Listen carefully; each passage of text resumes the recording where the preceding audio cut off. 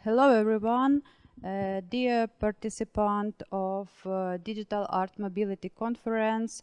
Welcome to start. We have 10 minutes to prepare for the start with a great day. And before we show you the one very great project what was created in co-residency, in the first cohort of co-residency. It's a sound performance from Pedro Fraguela, and we can start to look with art and start to preparing to a start of conference. Welcome all.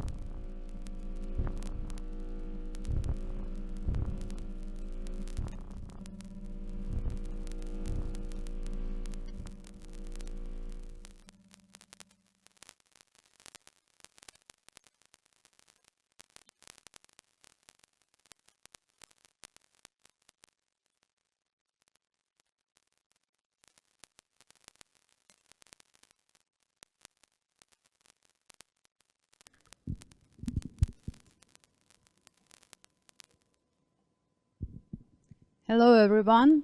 I am Ludmila, or Lucy, and today we start to, I think is most important for this year conference for the art and culture field. The Digital Art Mobility Conference start very early in some side of Earth, but today we must connect different people from different continent and talk about very important things. I want to present my colleague, my assistant Olena. She helped me to talk about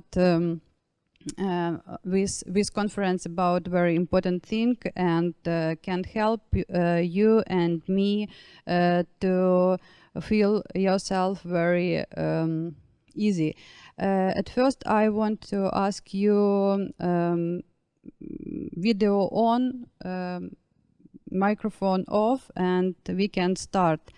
Olena? Hi everyone, I'm very glad to be the part of this amazing conference, and I want to highlight that during this conference we offer you a possibility of networking, and please feel free to share your contacts in the general chat so you can connect with each other as well, share the links to your websites and profiles, and maybe you can write a short info about your project so you can use this opportunity to just make some new projects together. Thank you. I want to start. My name is Nychai and I am curator of Nazar Vojtovich Art Residency. I am from Ukraine. I am researcher and culture activist and doing advocacy of art mobility in the Ukrainian culture field.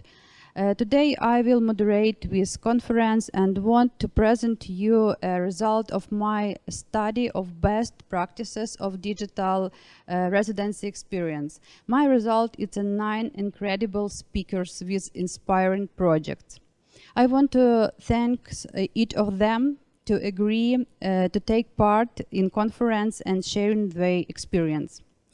I wanted to thank for the support House of Europe, a program of European Union implementing in Ukraine and helping to become stronger in our culture field. I want to thank my NGO, Congress of Culture Activists, and my best team, Olena and Bogdan, for very good work in the process of preparing this conference, and my technical support, Livestream company.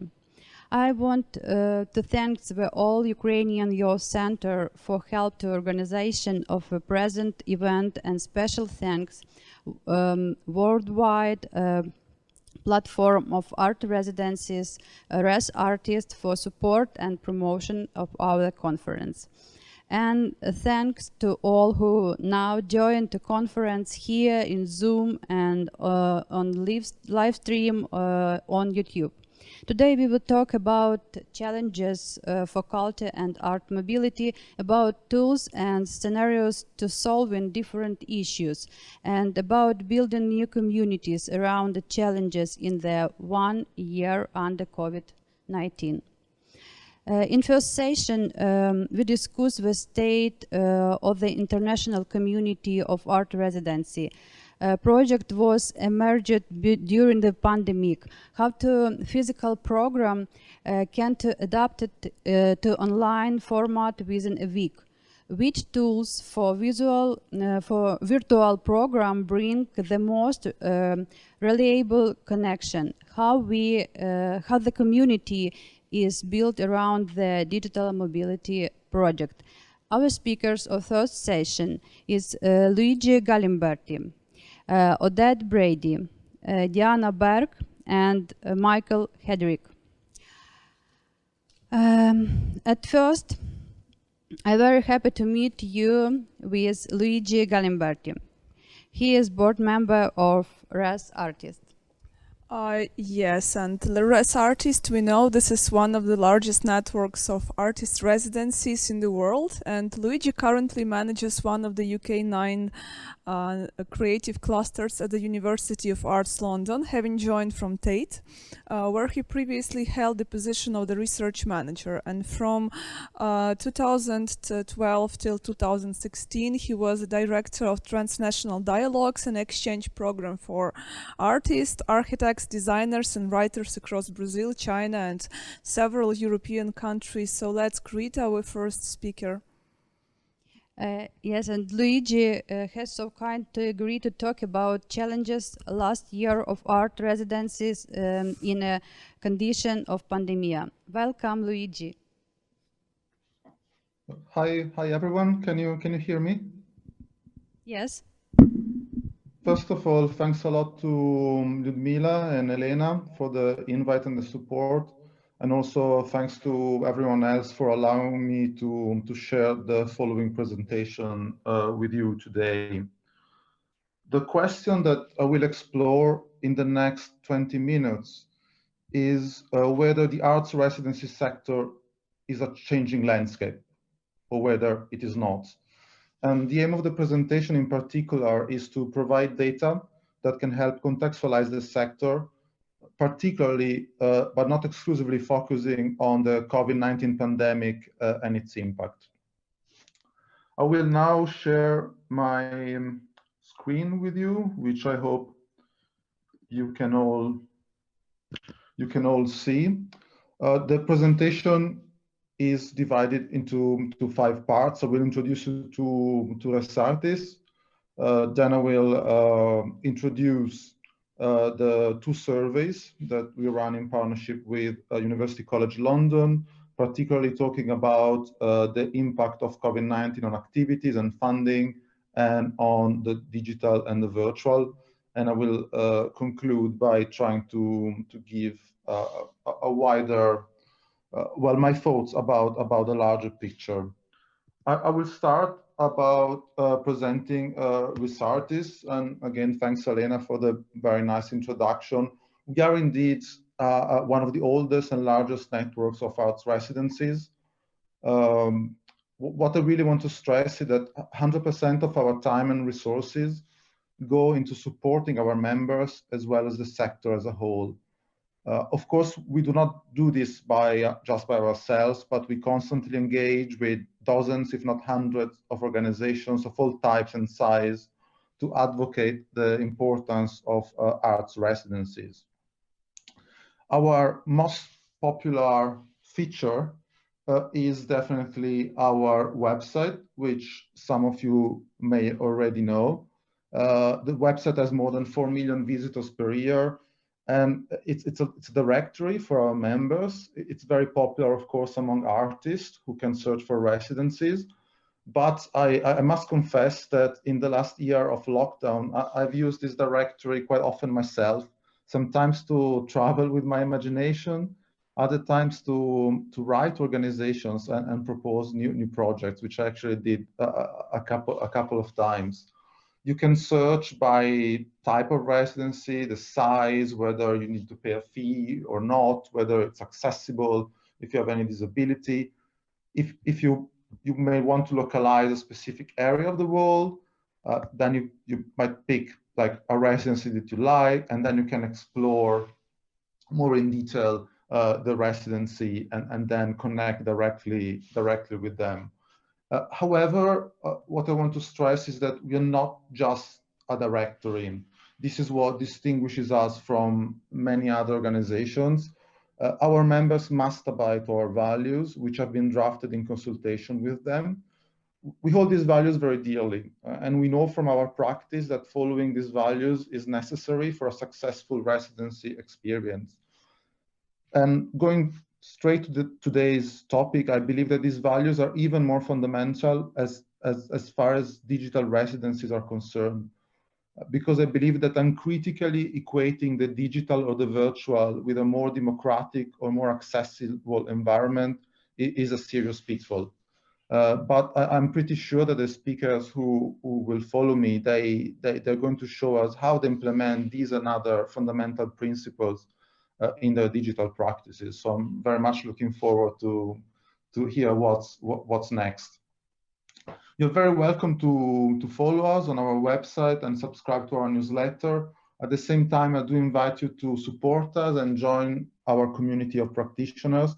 We welcome individual members, residency members, as well as private or public funding organizations. The main topic of the presentation is indeed to give you an overview of how COVID-19 has impacted the arts residencies field. This is no small task, and the effect of COVID-19, the various lockdowns with the travel restrictions, and eventually the potential for a global recession are yet to be seen in full. This is where we started. Well, straight from the first few months of COVID, we immediately realized, as many of us did in the sector. I'm not sure if also an equivalent number did in the various governments, but that COVID would have a profound impact. And the creative industries were badly hit by COVID on the one side, and on the other side, the support in those countries where support was available was a bit patchy due to the nature of the work in creative industries, and particularly for the simple impact of having all the spaces being closed: museums, theaters, universities, and all cultural institutions. And with them also arts residencies were badly hit, with programs being cut short or cancelled, of course. But at the same time, what I want to stress is that it is not just about COVID. The arts residency landscape had seen a few other trends and has been shaped in the recent years by humanitarian crises or climate change, by other political issues that made traveling more difficult, and as well as by environmental concern. But at the same time, there is also an advance in technology and what technology can offer us. So it's definitely a mixed, complex, and an interesting picture that we need to deal with. This survey, this COVID-19 impact survey, is a collaboration between Artis and University College London, with the aim of examining the immediate, medium, and long-term impacts of COVID-19 on the international arts residencies field. I will present you the first two reports, with a third report due to come out in early 2022. This is an unprecedented, in-depth survey of the sector, which has attracted a wide participation. However, I want to make clear that this is, of course, I'm going to give you a general aggregated picture. Your own individual experiences might differ to a small or large extent to what I'm going to show you. And I will be very much interested to hear how and why your experiences differ and what we and everyone else can learn from them. The first focus is on the impact of COVID on activities and funding in organizations. The impact was strong straight away, this needs to be said, with 1 in 10 organizations being surveyed organization being forced to close. These of course are all kind of estimates, but the sample was pretty large, it must be noted. At the same time, when we ran the first survey in May-June 2020, uncertainty was probably the key word. There was a lot of uncertainty. People really didn't know how long is this going to last, whether are we going to survive as an organization, what is going to be the financial impact. But of course, many arts residency managers, they were of course anticipating long-term financial consequences, which unfortunately materialized during the course of 2020. And in the second survey, which was run in October and November of 2020, 61% of organizations said that they were unable to access emergency funding support. And at the same time, of course, support funds were used to pay for staff and to cover for operational costs. But many organizations also took advantage of the funds to invest, for instance, in digital innovation. Many organizations told us that it was an opportunity for them to take a break and rethink their model, to become more nimble, to keep the books, I would say, more in order. For instance, to have a deeper thought about contracts with artists, about insurances that would cover both themselves and the artist. So this break was also an opportunity for some organization. How does the future look like? I would say for organization, there's a mildly positive picture, with 70% of organizations planning to operate in-person residencies in 2021. Interestingly to note, there is an interest from artists in local residencies. So mobility is becoming more localized for obvious reason. And just 2% of the residencies, they plan not to operate any residency this year. However, for artists, the picture is indeed very, very different. Straight away from the first survey in spring 2020, more than 50% of the residencies that artists were supposed to attend were canceled. The respondents said that COVID-19 was having a significant or critical impact to the professional development, to the motivation, to the inspiration, to events and projects. And 30% of artists were saying that they were concerned about the long-term personal and financial implications of COVID. Alas, the second survey underlined this very much, with the majority of artists, 68%, being unable to access any emergency funding, and for a series of reasons, which I think is worth paying attention to. Artists said that they could not access funding or were rejected because of their immigration status, because of their lack of consistent income, because of their age group, or because of rural location, or simply for the fact that competition for grants was extreme, was not realistic indeed. So the cultural creative sector, particularly in the visual arts and arts residency, was a fragile sector, and COVID gave a very powerful blow. And artists were more impacted than others, possibly because there was a less resilience among the artists than among organizations. Also, the survey answers, so they say. And indeed, there is a stark difference in how artists use funding differently than organization. Artists use funding to pay for daily living expenses, means rent, food, and only 34% of artists use the funds to invest in new works. What lies ahead? Well, if you've never seen the image on your right, I must assure you, I haven't made it up. It is real. It's an official advert of the UK government portraying a young ballet dancer and saying, well, but don't worry whether you want to be a ballet dancer, don't worry whether you've trained years and years and maybe you're even good at it. Don't worry about that. Your next job would be in cyber. You just don't know it yet.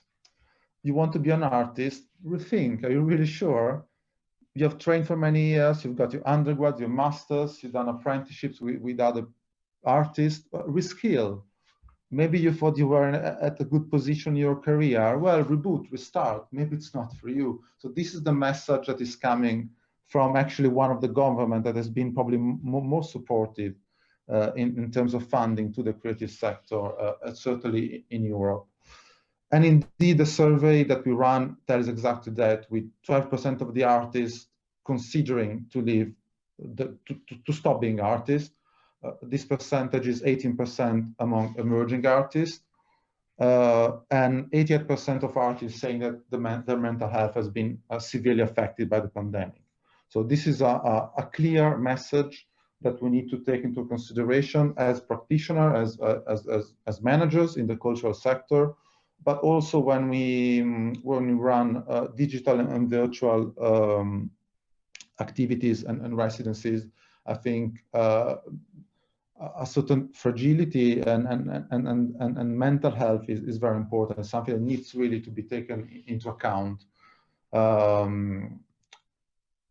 And this leads to very well to my next topic, which is the second focus of the survey. The survey also covered other topics, but I'm only focusing on two.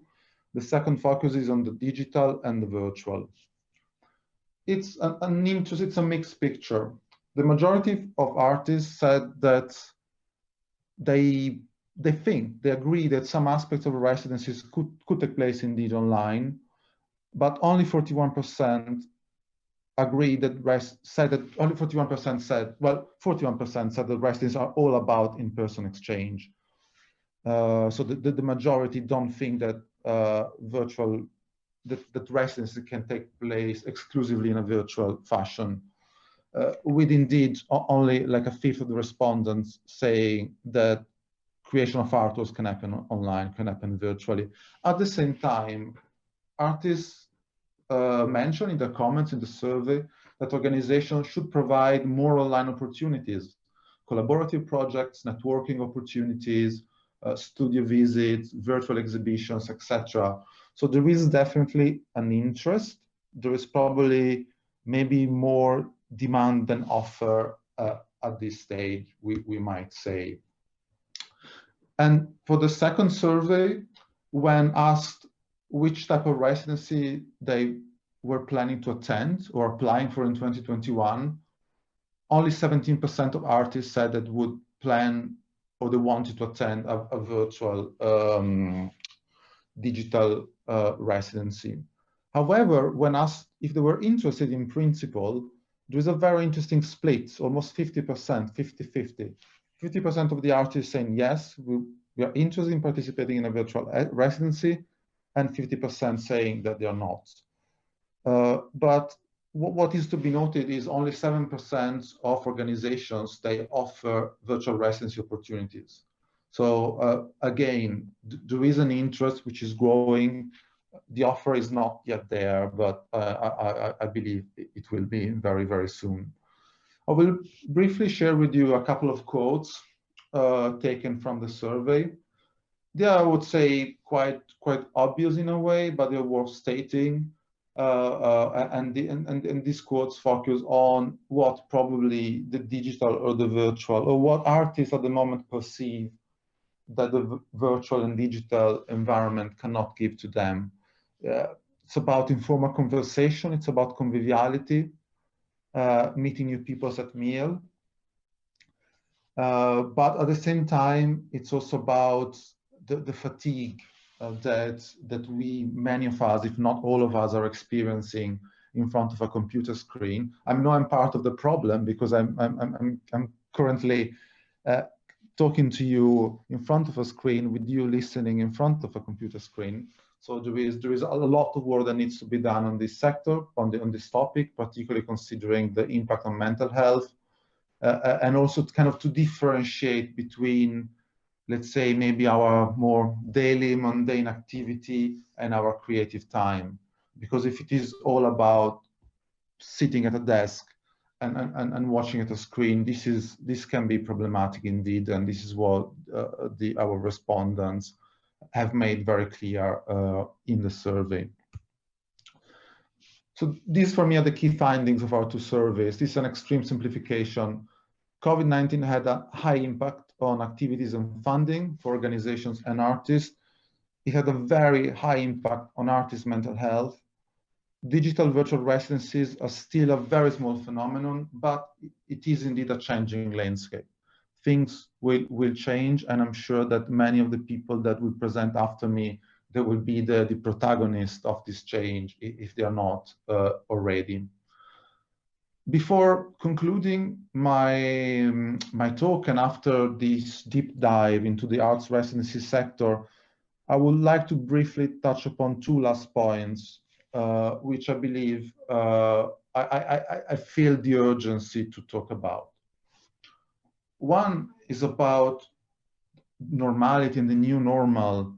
Since the very first month after the pandemic started, I would say the general sentiment in media or generally among people is, well, when are we able to go back to normality? But are we really sure that this is what we want? what did normality look like before COVID, and what does normality look like during COVID? Are we really sure that we want this kind of new old normal?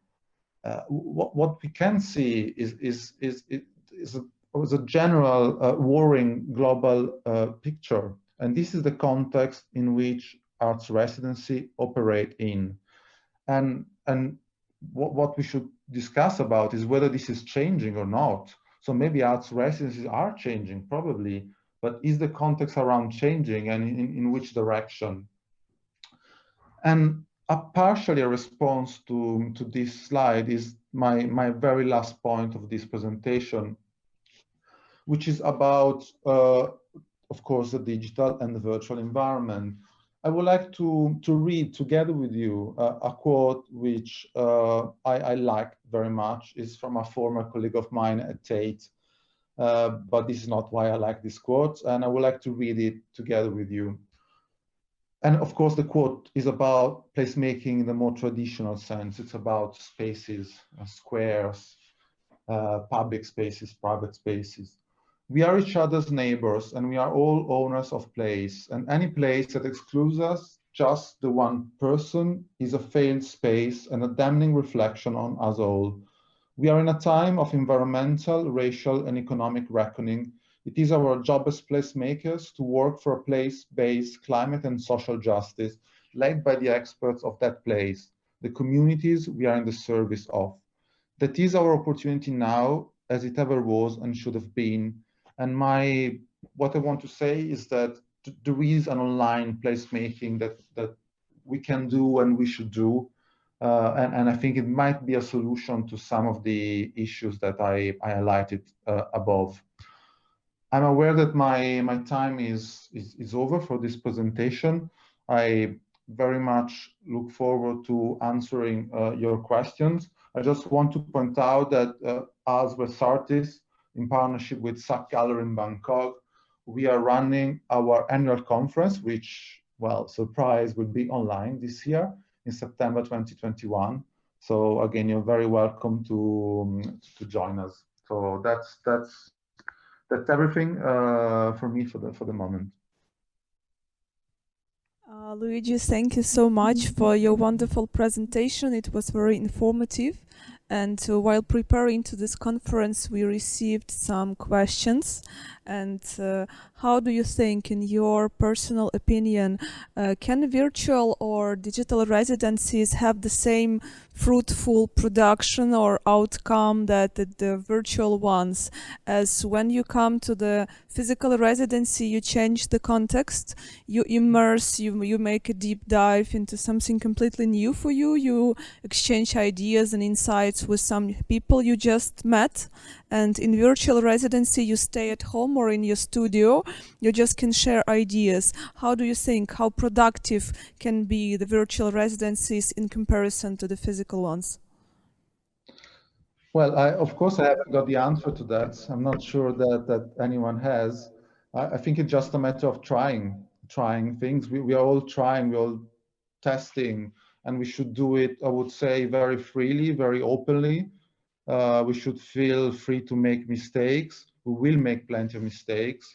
There are issues about accessibility and how to what extent the online environment is a democratic and accessible environment.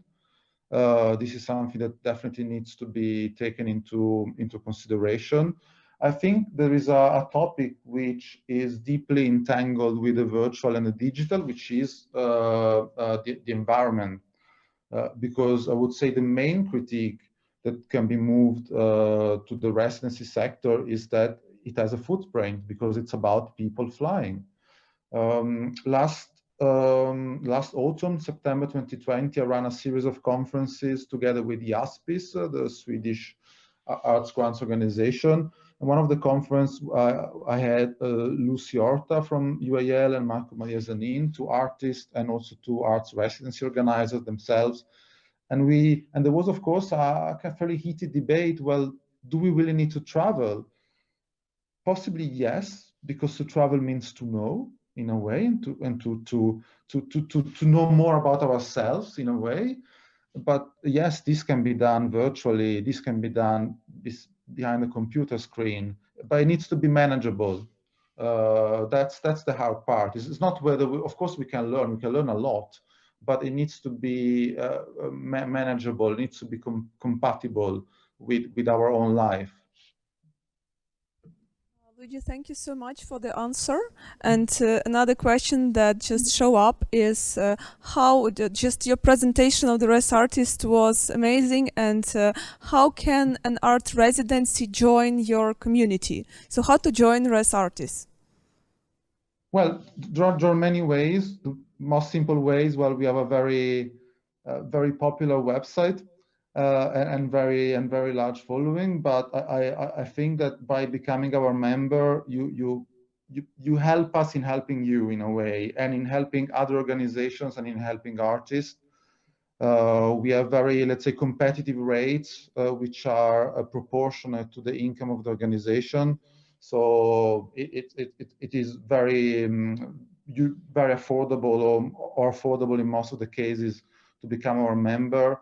And it's besides the tools that we give you, besides the visibility, it's about kind of sharing value and sharing a vision in a way, which is what we really need to do, is like is developing together a vision which also is more complex, more diverse, and more responsive to the global changes.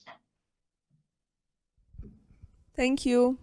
I would like our audience and participants to ask questions. Just feel free to write your questions for Luigi in the chat. Maybe somebody wants to ask something.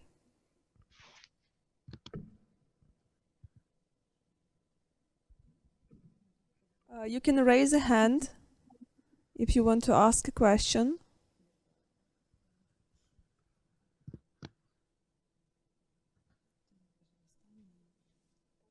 It was a very dense presentation. I am aware of that.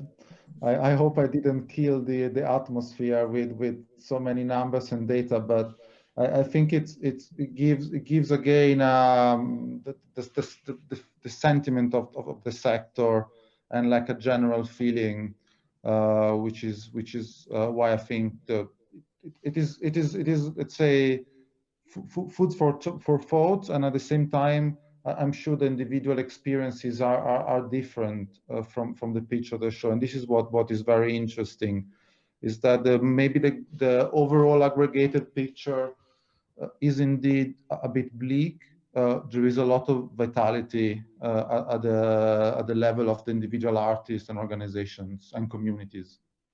And Luigi, we have a question from Michael Hedrick. Did you have any survey results around tools, digital products that artists are comfortable to use? Unfortunately, not. But we are running a third survey later in the year. And actually what we have been doing, for instance, with the second survey, is that we decided, of course, to go deeper into the topics that were, of course, more promising and more interesting in terms of results.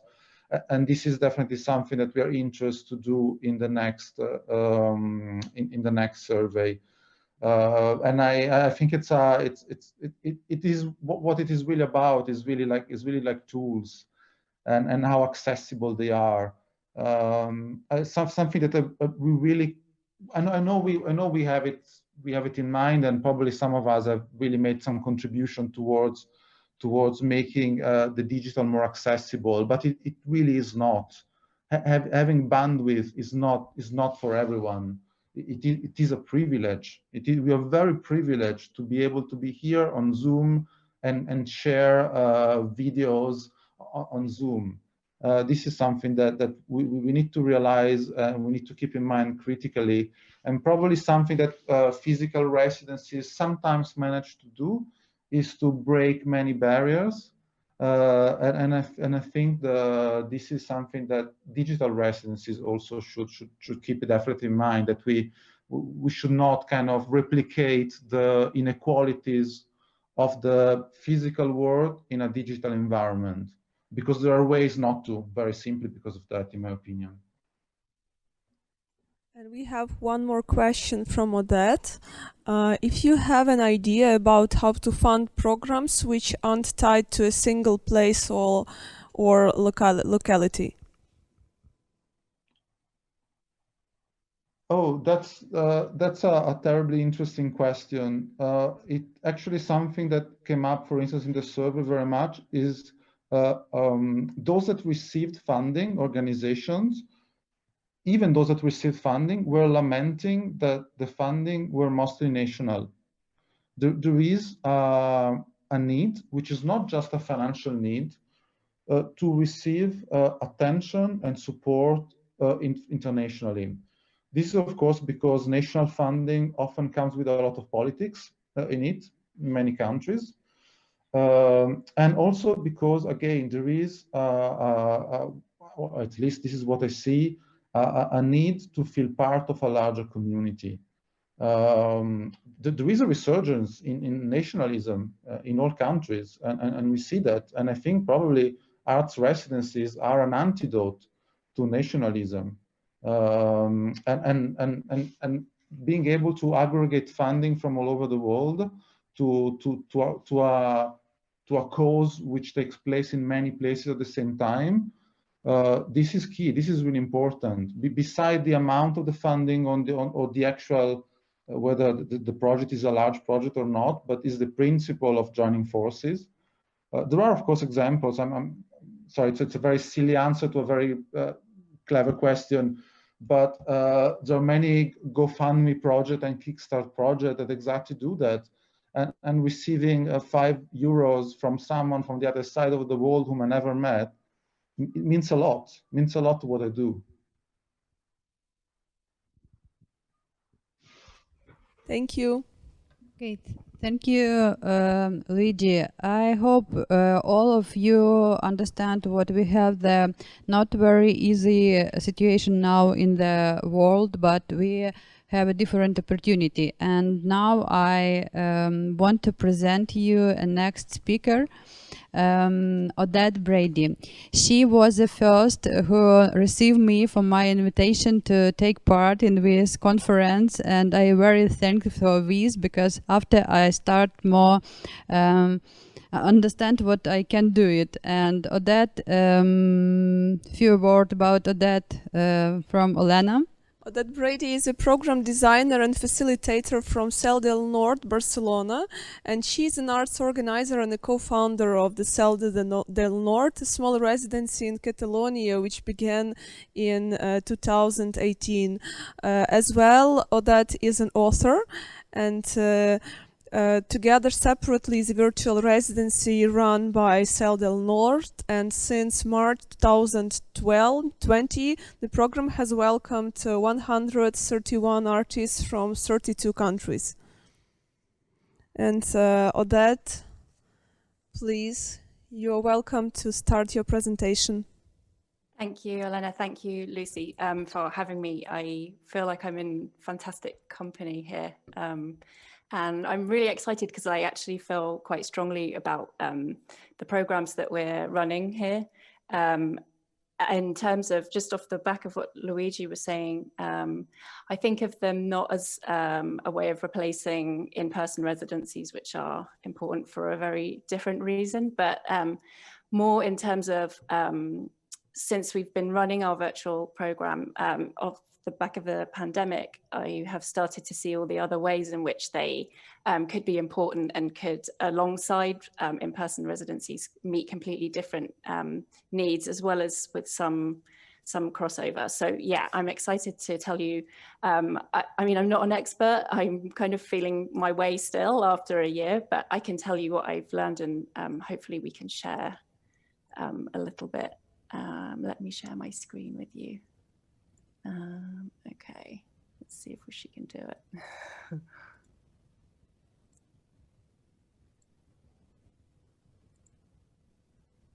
Okay.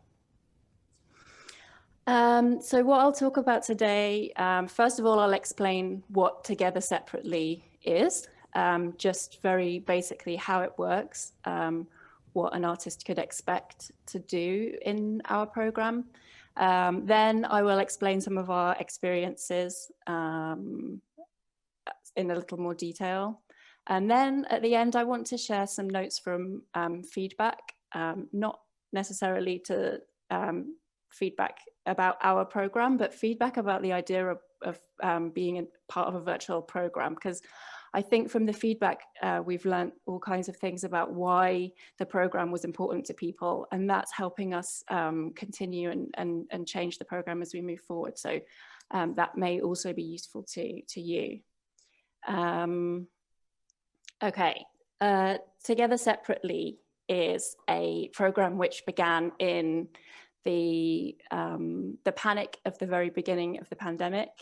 Our residents cancelled, the year suddenly was completely clear, and I had this strong sense around me in the residency that we needed to add value and find a way of adding some kind of structure and making sense of what was happening. So very quickly we put together a rough program and invited 6 artists to join us online for 6 days. And from there, we've kind of developed the program that we have now. It's still 6 artists. It's still 6 days. The day begins with a newsletter. The newsletter is a kind of inspirational gift from one artist to the fellow artists. It's basically an email of inspirational readings, quotes, images, anything that they want to share to begin a conversation for that day. Then we have a Zoom call, which lasts an hour, and we talk about what the day will hold for each of us, how we plan to move the work forward. Bear in mind that all the artists work on their own work. They aren't making a shared project, and the project doesn't have to be about digitality or the pandemic. It can be whatever they like, but the idea is that they share what they're doing in this morning call. After the call, we have set studio hours during which we say that we will work. That can be thinking, that can be actually making work, or it can be, you know, nobody's checking. I don't know what they do, but from what I understand, they're working. And during the day, they use a messaging app to keep in contact. And then at the end of each day, one artist will give a presentation of their work and seek feedback from their fellow residents. And we try and get them to present something which is very specific to the work that they're making, so that the input that they get moves that work specifically forward. And usually that is followed pretty well. Sometimes people, you know, artists do their own thing, but most of the time we can contain them within that structure. Yeah, okay. And I asked the question about funding. At the moment, we're working on a pay what you can basis at the end of the residency. So not before, you don't have to pay to take part, but at the end, we ask residents if they want to make a contribution, they can do so.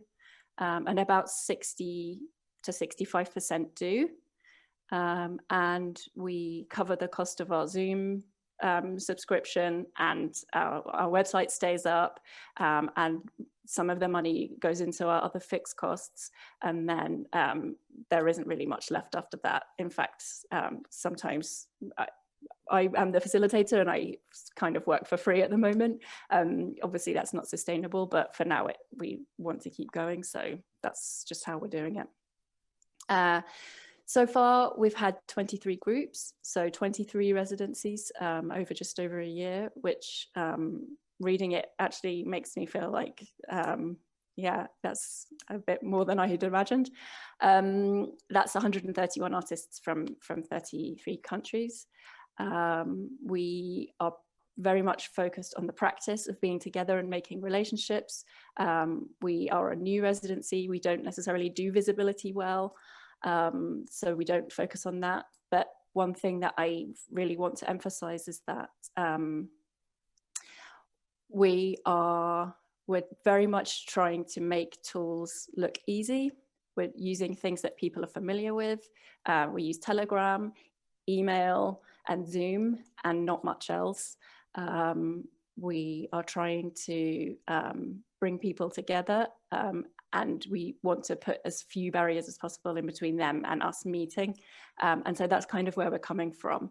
I'm not necessarily a technologically minded person, but I do what I can, and I feel like that's very much a spirit of our work. Okay, why virtual? Well, I don't know if you can all see that whole slide, but let me just, I can't actually see it. Okay, there we go. We have just talked about this a little in the last talk, and I echo those sentiments. I think that there is something very important about us being climate friendly, but on top of that, there are other reasons that travel can be difficult. I think sometimes we forget that artists also have lives, they have families, they have jobs. And for lots of artists, the idea of just leaving, walking out of their life for 5 months is completely, or even a month, is completely out of the question. And so I feel like virtual work can kind of meet some of that need. So just because you can't leave your young children doesn't mean that you're not a real artist with real needs to connect. And there are other things about being differently abled or financial burdens which can be met through virtual work.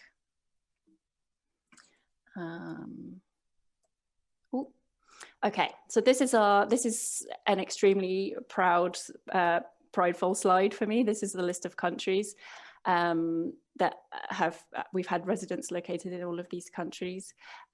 Just to explain a little bit on a practical level, our working day takes place in my time zone, and I am kind of not that far away from GMT, so in the middle of this. That means that anyone who's on the west coast of the US is waking up at 2 in the morning to take part. And then to the east of my globe, towards Indonesia and Japan, those people are staying up until midnight to present, be awake, take part in another artist's presentation, and they do it. And they do it every time, and they show up and they look sleepy, and it just makes me feel like this is so important. If people are willing to get up at 2 in the morning to do this, then they need it, and we need to be giving it to them. And so I think that's where this idea that I have that this is really important, and I'm so pleased to be talking about it, comes from, because the idea of getting up for anything at 2 a.m. to me is, yeah, not doable, but there you go. Okay, big questions. How do we fund it? This remains a big question, and I don't have the answer, but I am working towards it all the time, and I'm always interested to hear how other people are doing it. And then some of the bigger questions, and I'll try and talk about how we've tried to do this. How do we alter space and time without traveling? How do we contain people within an environment without actually meeting them? How can it at all video replicate in-person contact? And if it can't, then what's the alternative, and how can we make the alternative positive instead of feeling like it's a lowly kind of cousin to in-person contact? And with these things in mind, what does the host do? My job now is very different to when I have people in the building with me. So I'll try and explain a little bit about how that's gone as well. Okay. Changing space and time. The virtual residency takes a leap of faith from everybody. It takes imagination from me and from everybody that takes part. But I think that when we think about why that might be, it's because exactly as whoever gave that feedback to the Res Artist survey thinks along the same lines as me in terms of this. The the physical residency gives you a complete change of space and time in that you're removed from your life, you're removed from your environment, you don't have the same commitments, you have a sense of newness, and from there, you have this inevitability of creative thinking and doing. You see other artists' work and processes, you put yourself into their position, and exactly as that person, whoever they were, said, this idea of modes and speeds, you know, you share a meal together, you see something that you've never seen before with other people. And so we're really up against a challenge, because to try and do this through video is it's really difficult. In fact, probably impossible, but that doesn't mean that there's not other things that we can do. To try and give a good alternative, we have a way of preparing our residents well before they begin. So way before the residency starts, we ask them to prepare a space, either in their home or studio, that will be their residency space. We encourage them to make it appealing, to make it different, to move furniture around, gather the things that they will need. We start to ask them, using worksheets and prompts, how will this time be different? How can you protect the time from your other commitments? How do you communicate to the people in your life that this is your time? And so what we're trying to do is get them to remove themselves from their everyday lives, using their imagination, so that the time that they spend with us is different time. During the residency, they use a messaging app as a flexible shared space. I explained the newsletter, and we keep the residency short. The residency began as short because that was practical at the time that we started it. But actually, when you ask people to make this kind of commitment, we found that if they're doing it really intensely, then keeping it short works quite well, because it's doable. It wouldn't be doable to keep coming in and out of this kind of invented space every day for 6 months, or even every weekend. So I understand that other programs do it differently, and I actually respect that, and I am even tempted, but for this specific program, we keep it short. My role, I do a lot of organizing. I send a lot of calendar invites. I make worksheets. I send them to people. I gather other artists together to ask them to look at the worksheets. We look at a lot of applications. We do a lot of time zone checking. And it's heavy, it's a labor, but it feels like a worthwhile labor. So we do it. But in terms of actually being in the residency, because video calling has such a bad reputation, I feel like I have to make everybody feel comfortable and safe.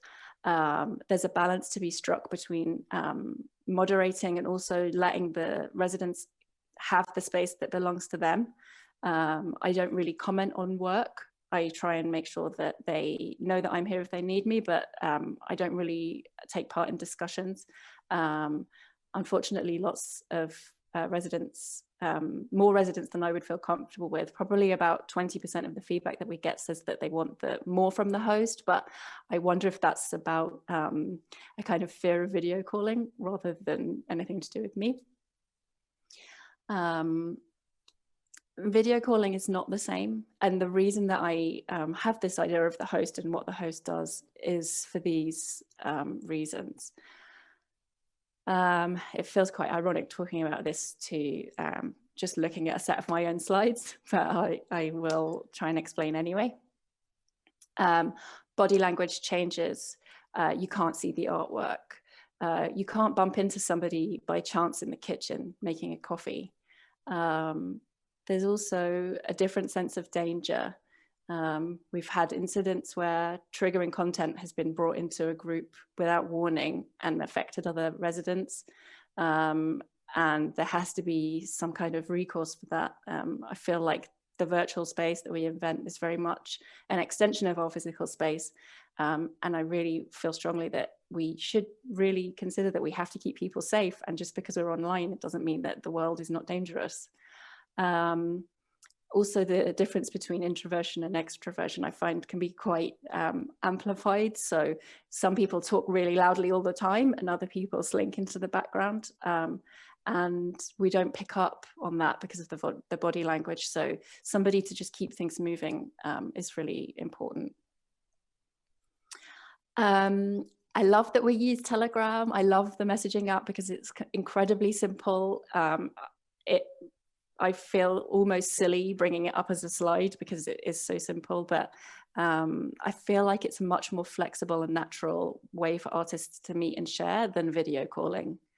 The video calling we use for meetings, but the messaging app is where they get to know each other and where they make friends.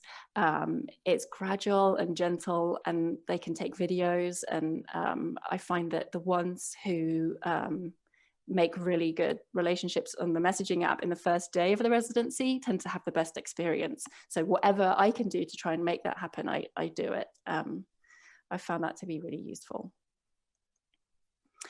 Okay, so I will just share these comments with you because they have really helped me in thinking about why this program is important. From one resident, many wonderful exchanges and collaborations and mutual inspirations were happening. Full of flexibility, creativity, focus, inspiration, and amazing people. I thought a virtual residency could touch things on the surface, but there were plenty of opportunities to discuss the work and other topics in depth. A creative and human experience. An intense program with serious artists that allowed me to push myself in a new direction. I wasn't sure what to expect given the residency was virtual and different from anything I've participated in before, but I felt extremely engaged with and supported by the program. Thank you.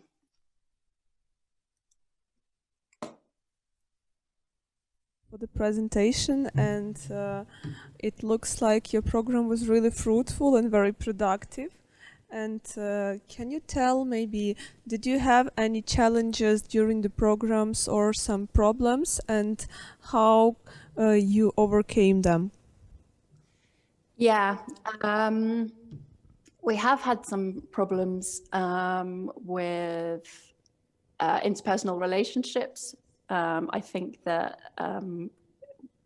remembering that in the very beginning of the program, we were in a really stressful situation globally, and lots of people brought that into the program with them, which is completely understandable. And I think that really sharpened up my idea of my own role in the group, just to be more aware of what's happening. I have been on the receiving end of quite angry abuse from an artist over a technical issue. And I mean, this can happen in real life too, but I think it really, when you've gone to all the effort of making this kind of imagined space and everybody feels quite safe, just to remember that these things are possible. Also, we now send a kind of warning at the beginning to say, if you're not in a good emotional place, then remember that this is intense, and maybe try again another time. But yeah, I mean, the danger is real.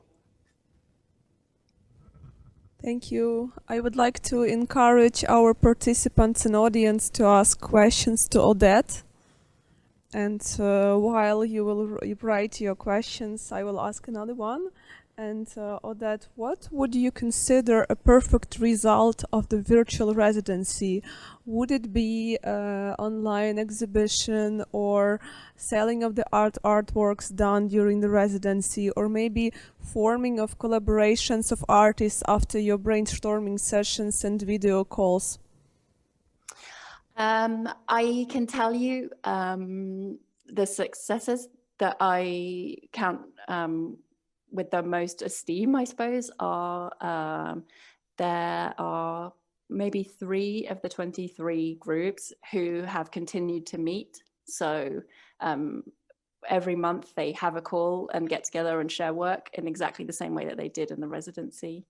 For me, I think different residencies have different purposes.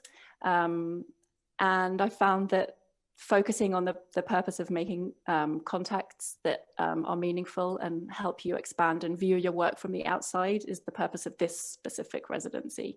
So those are my favorite successes, the people who keep going because they found a good group of people.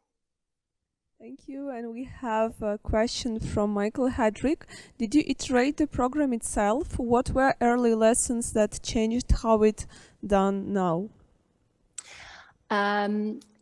Yeah, I didn't, not just me. I mean, I did it with a small group of people, but in the very beginning, I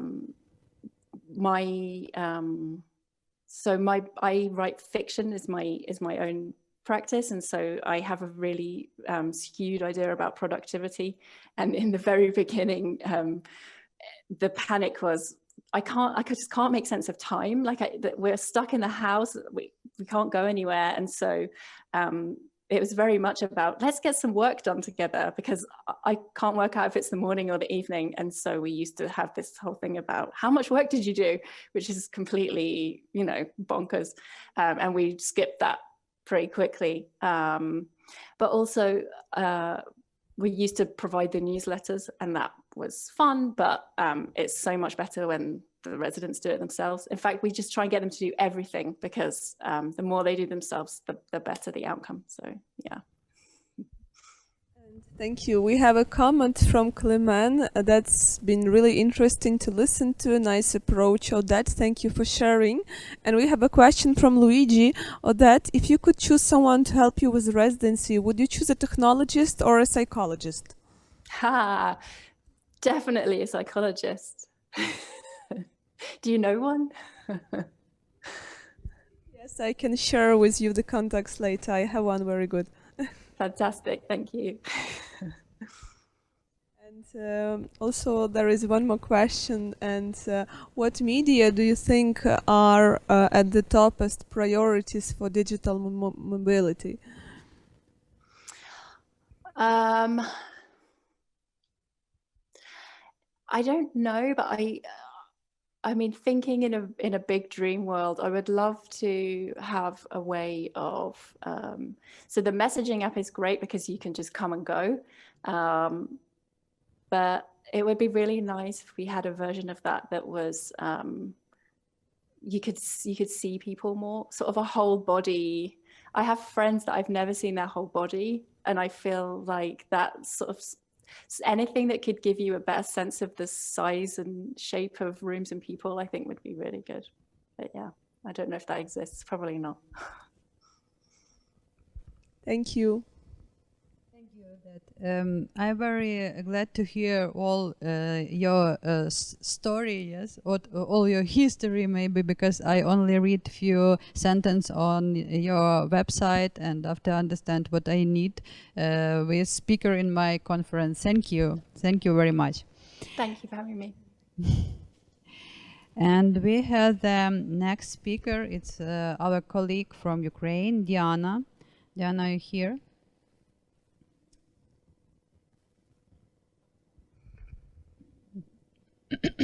Diana, are you hear me? Yes? Hi. Hi. One moment. Hi. I only want to understand, are you here? And in this case, I was very how it talked. It's I was inspired the idea to connection with an artist. Because it's not only a Zoom, it's not only calls and not only virtual something tools. And I want to hear about the project was what was in last year in Mariupol, and a few words about Diana. Diana Berg is a project leader and coordinator at the Women Network International Digital Art Residency by Platform 2. It's Mariupol, Ukraine. And Diana became an activist in 2014, organizing a protest movement in Donetsk. After relocating to Mariupol, she has become a cultural manager here and started implementing projects in culture and activism with NGO.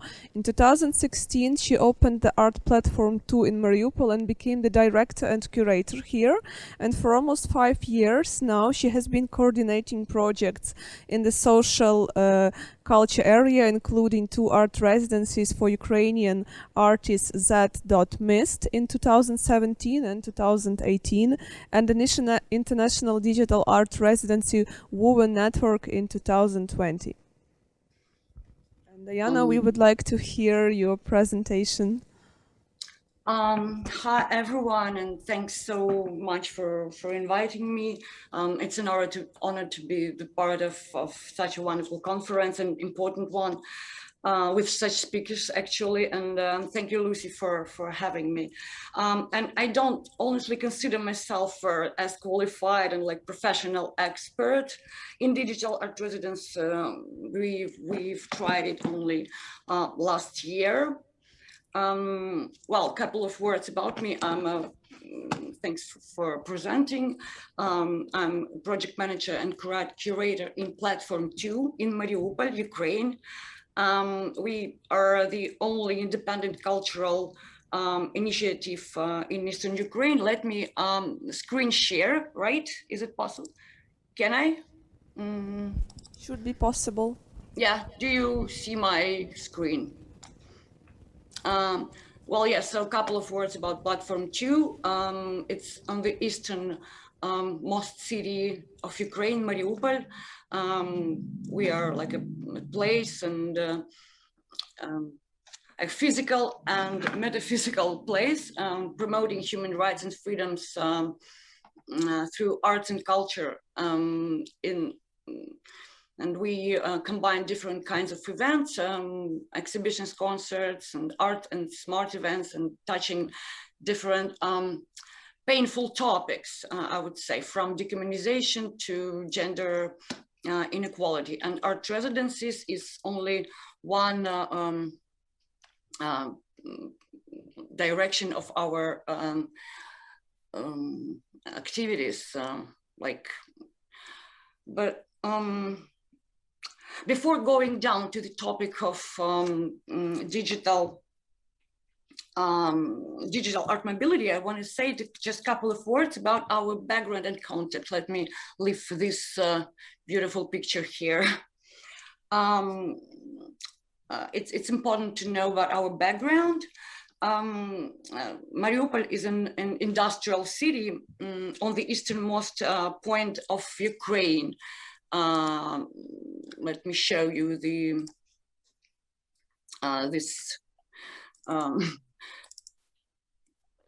beautiful picture. It's situated on Azov Sea. It is a heavy metallurgic industry giant, and it's only here. It's on the easternmost point of Ukraine. And very close to the occupied territory and war front line. Hence, it's very isolated on the other hand, and then it's very conservative because of being with Soviet nostalgia and so on. So it's very colorful and atmospheric place. Here are the giant plants and how it looks. Just a couple of pictures of Mariupol. That's it.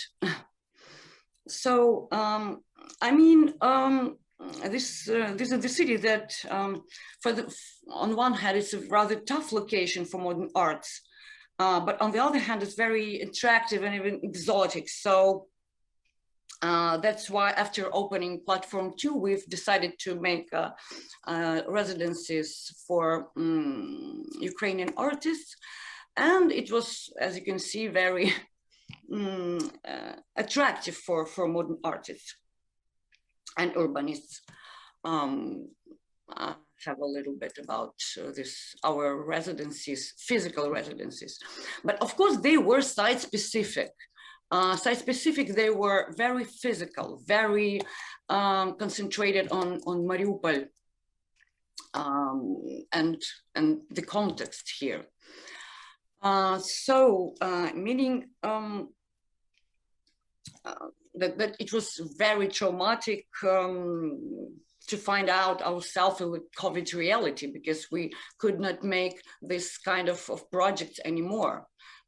Couldn't bring Ukrainian artists and actually work further. And well, when the mobility became this restricted and the residency is impossible, I just wanted also to point out that when you live in Mariupol, you are already in limited mobility. Just to give you a clue, here is the ticket, here is the train to get to Mariupol. To get here, you need to take a train either from Kiev, it's 19 hours, or from Lviv, it's 30 hours.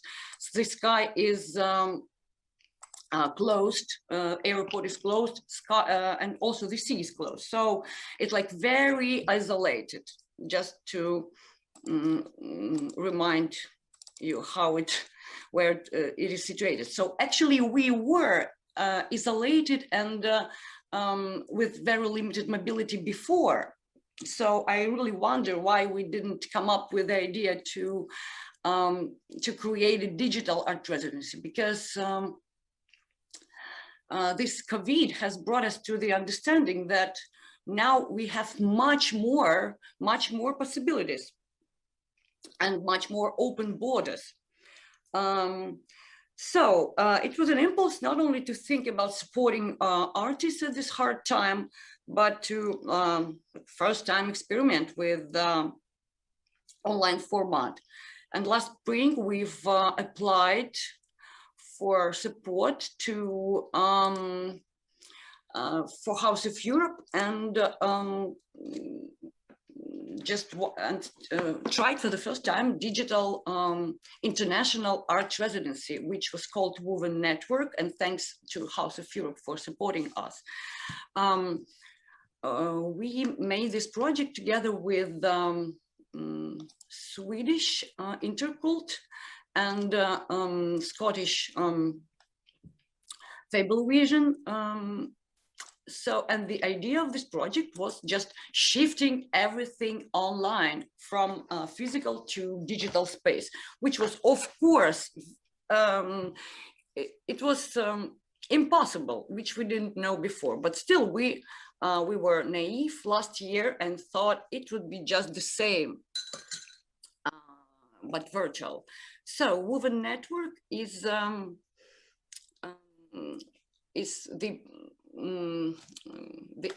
we had the idea of supporting female artists for the first place. It was female artist residency with 3 Ukrainian and 4 European, 7 artists, female artists as a total. And we wanted to make, to address artistically response to the pandemic challenges and address the theme of invisible women roles during the pandemic. So we've made this website, and we're really naive, thinking that we will just feature everything which is happening. But one good idea was creating a shared Instagram account. Here it is.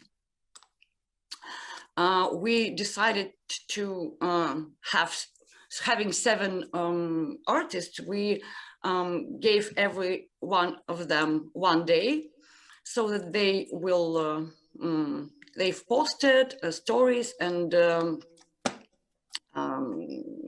just feed posts. Diana, I'm sorry, Diana. You can share your screen, because we don't see your. I do. Right? I'm sharing you. Don't. No, not please. What's wrong? I don't know. Sorry, I was all the time. I was sure to. Not. It's only a few minutes. Last few minutes. Okay. Okay. Sorry. Yes. So one very smart decision was having a shared Instagram account. So. And everything that happened during this remote residency was featured on Instagram. And as you can see, it's still living, because the project, like flash forward, the project has grown. Although ours was finished already, it has grown in other directions in Scotland and a Swedish Nordic project. But as for the instruments, we've decided to not only make artists, here are our artists, to collaborate and work together, but also to make a diary and feature everything which is happening. So, and we have in our diary, we've had so many interesting, topics that we find out and we could never predict before. Like, for example, first attempt to make a kickoff meeting with 7 artists and 7 managers. It took us like a week to just decide what time and day we can just have a kickoff meeting.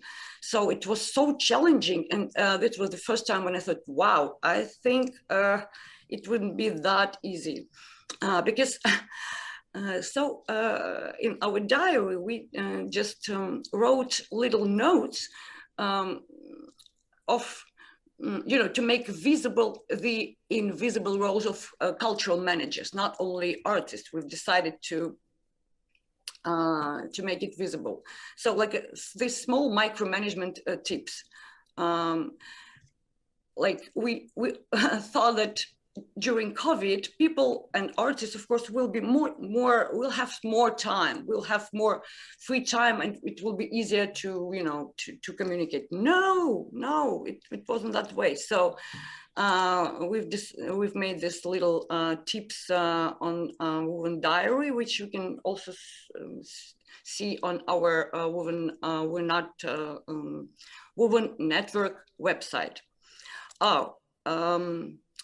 Another interesting opening for us, like inside, was, do you now see my screen? Do you see?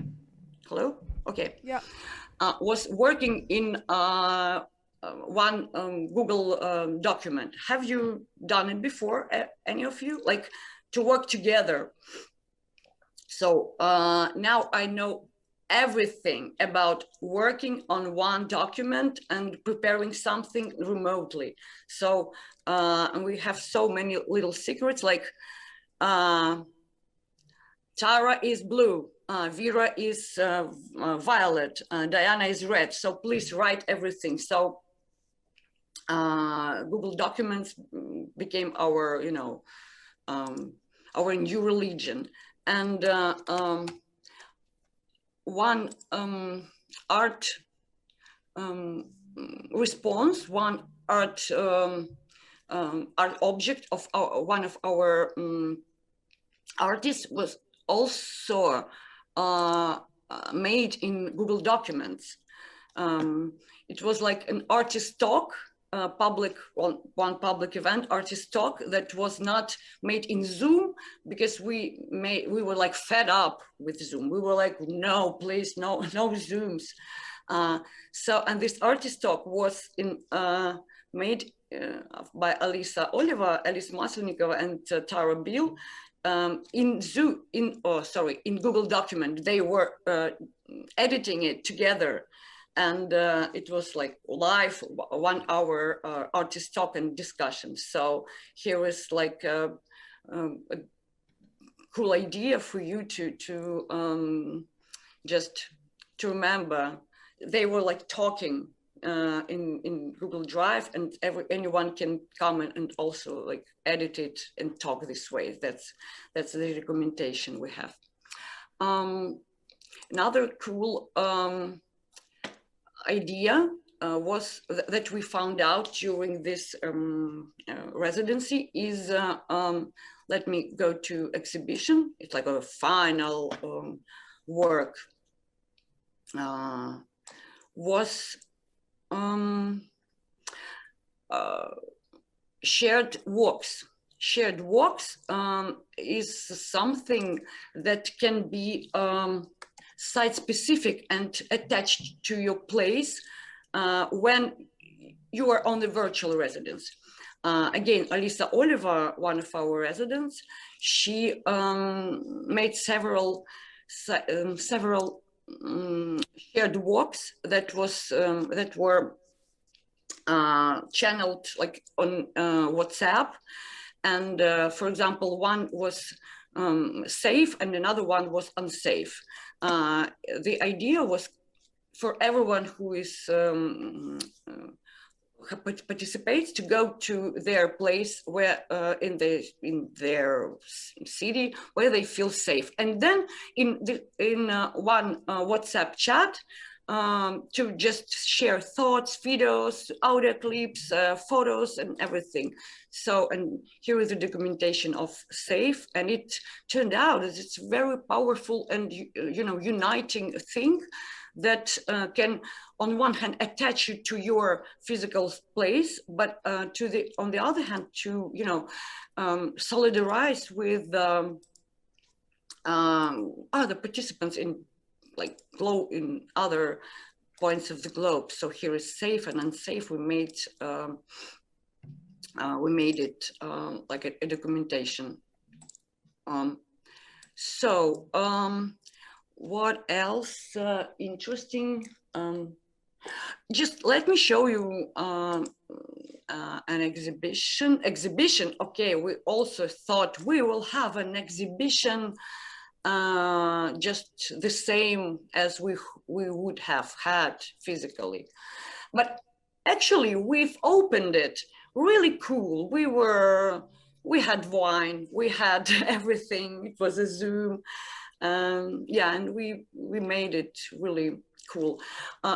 Another cool thing, by the way, we've made like a bank of materials, like audio, photos, different like small bits of every location. And then every artist could use them in their work. So when you go to one, for example, Masha Pronina's work for Women on Women, her collages, she used all the bits from other artists from other countries. So here you can, I think we can, yeah. The artist is Maria Pronina and the author, but participants are Alisa Oleva, Tarabi, Laksana Kazmin, and others who contributed with her for her work. So, and now we have like a big, like a great exhibition space with great works of 7 artists on the topic of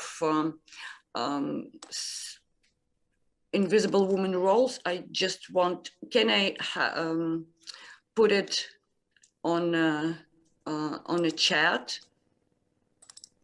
Oh, hello. Hello. Yes, we hear you. Okay, because I will put the link on in a chat. And the great thing is that we had the growth and like the project had evolved. Oh no, sorry, I just want one very important thing to mention, just that I wanted to share with you, that it turned out that different people and different artists of different, I don't know, generations and ages they use digital tools differently. And it was very interesting finding for me that some people just do not use chat, or they do not know what stories are. So, and we really planned to have like a highlighted stories for every artist. We cannot see stories from the desktop, but oh yeah, we can. But not all of them. They just don't know how to use it. They don't have like inner readiness to use digital tools on digital residencies. But then we've accepted it, we've embraced it, and we decided that, okay, then some artists, they have their own rhythms, and we do not want to, to push on them. So am I still on time, Luda? Or hello? Yes, we hear you. Yeah. Am I still on time? Can I talk more? Or is it already 20 minutes? Yes, you have 5 minutes. Okay, so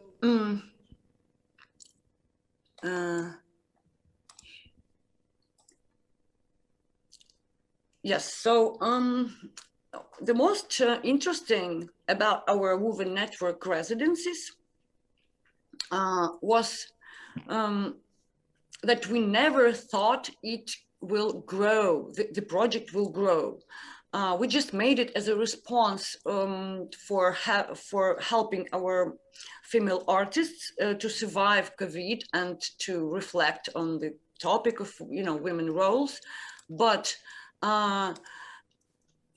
interestingly, in Scotland and in Sweden, this project we had like a daughter project with our partners. They've applied for funding in their local cultural funds. And now we have Woven Network Nordics and Woven Network Govan.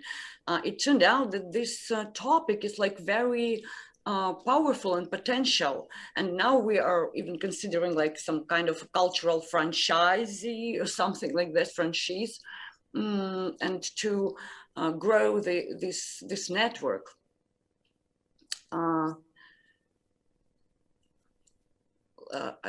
think I will show you a little bit about an exhibition we've had.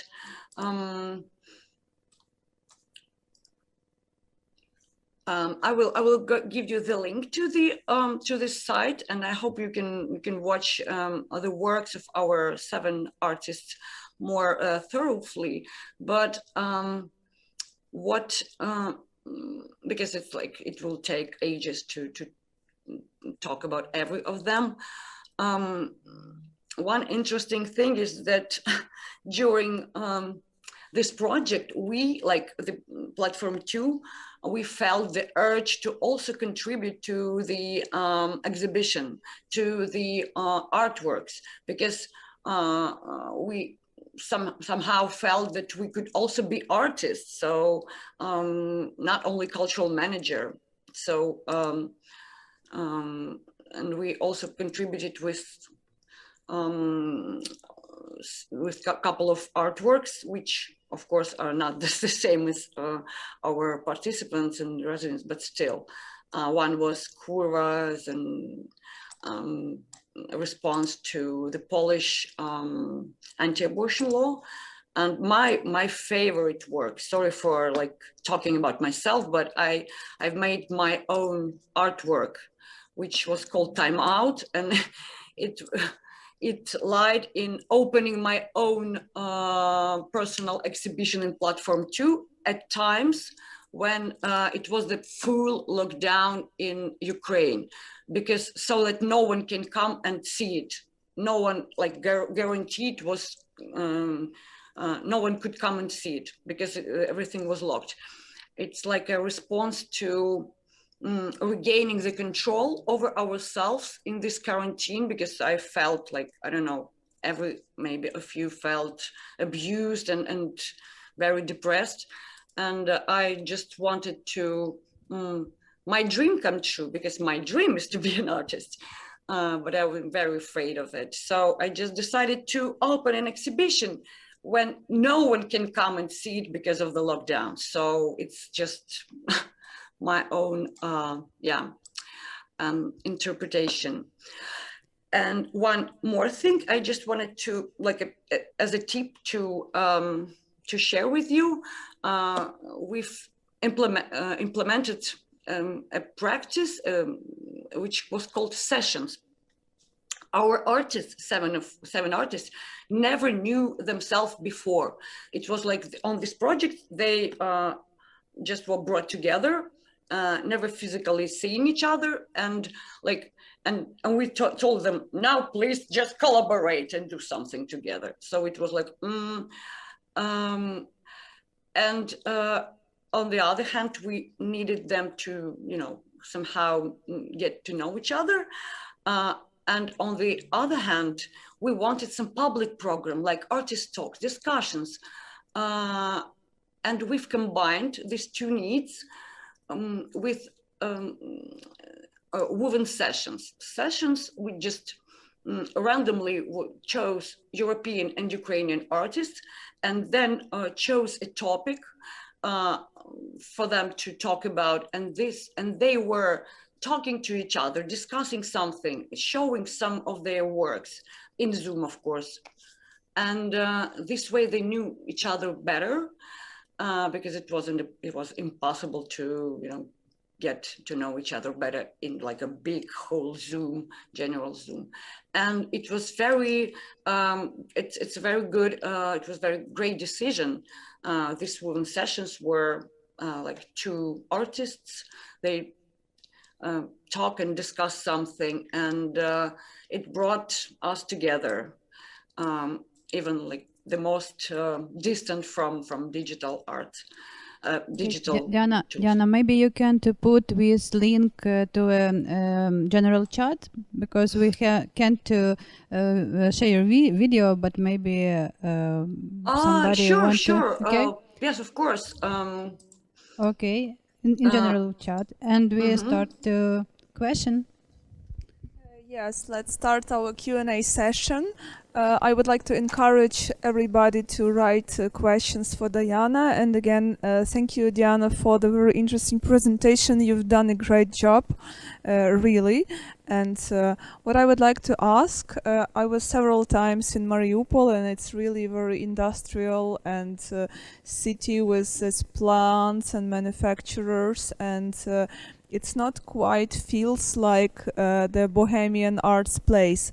And how was your project accepted by the general public? What was the reaction? I mean, how did people react on the exhibition and on the pieces of art you've exhibited? Talking about the previous physical residencies and just our physical work here, of course, it was like, it felt very provocative for locals for the first time. But now they get more and more used to our activities, because at the first time they were like, wow, is it art? Sorry, why it's not beautiful, it's not, you know, eye appealing, and it's about something bad. I mean, it's no, because yeah, here in Mariupol, like a conservative and post-Soviet city with this perception of art as something beautiful, eye-pleasing, and just pretty. So yeah, modern art was very traumatic to proceed here, to process. But now more and more people here, you know, change their perception, thanks. But of course, not all of them. I mean, like, there are right radicals that attack us every time, and they keep doing it. And we have a comment from Michael. I love the experimental nature of your programs, very nimble. And we have a question from Odette. Are the women artists together for a set time period, or will they keep going until they decide to finish, or will there be a new group after them? Yes, thanks, Odette. This was a project supported by House of Europe for a certain period of time. So these 7 artists were brought together for half of year, from July to December. Then the exhibition, which is like the set of digital artworks, was published. And the report was already sent. So, but still we have chat and we talk to each other. Original women artists, they still use Instagram. But now we have like already two more groups in Scotland and in Sweden. And hopefully I'm applying for another daughter project of Woven Network, which is Unproduction, called an Unproduction, so with Polish artists. So it will be like a new group, and it will be a new group when we have a funding. So that's how easy it is. But if we don't have funding, we are just doing something when we have time. Yeah. We have a comment from Odette. Thank you, Diana. That's real cool. Thanks. And one more question. How do you think, is it possible to delete this feeling of isolation with the help of joining together in virtual residency? Absolutely. Absolutely. Because now, during COVID, I feel much less isolated than I did like 2 years ago, because of when we concentrate on geography, on physical, mobility. I really feel like a very distant island. We cannot. I fly from Kiev to New York more quickly than I get from Kiev to Mariupol, so it's really isolated, we do feel. But now when the borders are closed, all the borders actually are open, all of them. Last year, I don't know, I went to Japanese art residency last summer somehow. I mean, and then to another one, and like it was, the whole world is ours. So yeah, it's absolutely, it's a real chance for smaller regions, for smaller organizations that don't live in like a big central cities. So these digital art residencies is a real cool chance for at least in Ukraine, for distant, isolated, smaller cities to see the world, to network, and to really collaborate with Europe. It's a marvelous opportunity. So now, yeah, we feel like a part of a community, of artistic community, much more. Thank you so much. And one more question: is your project a woven network only for artists? Who else? I mean, you mean like cultural managers, or what is? Yes, maybe cultural managers or curators or people who are in the field, or maybe some media. Actually, it's a good question. It was originally for artists, but now when you've asked, I think we can really grow not only geographically, but grow in these terms of bringing together curators and yeah.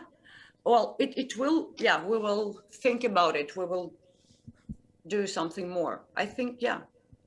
Oh, it's cool. I want. Yeah, me too, of course. You're invited. Thank you, Diana. Thank you. Thank you Thank so you much. so much. Yes.